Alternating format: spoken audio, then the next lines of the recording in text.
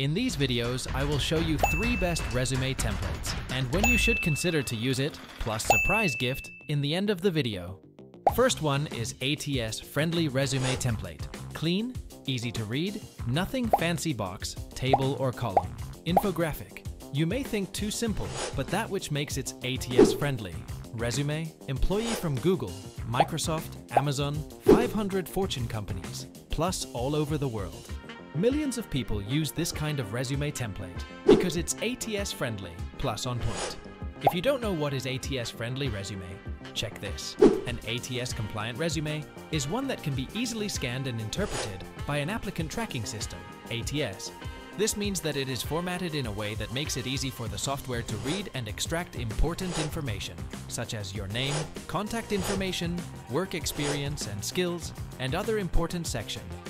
Here are some alternative samples of this model. You can check this too, changing color or adding hyphen or line or border. If you apply through the ATS system or a very competitive job market where candidates are selected through AI for initial selection process, you should definitely consider using these kind of resume template. Many hiring managers, recruiter, resume writer, plus expert in this field recommend this type of resume template.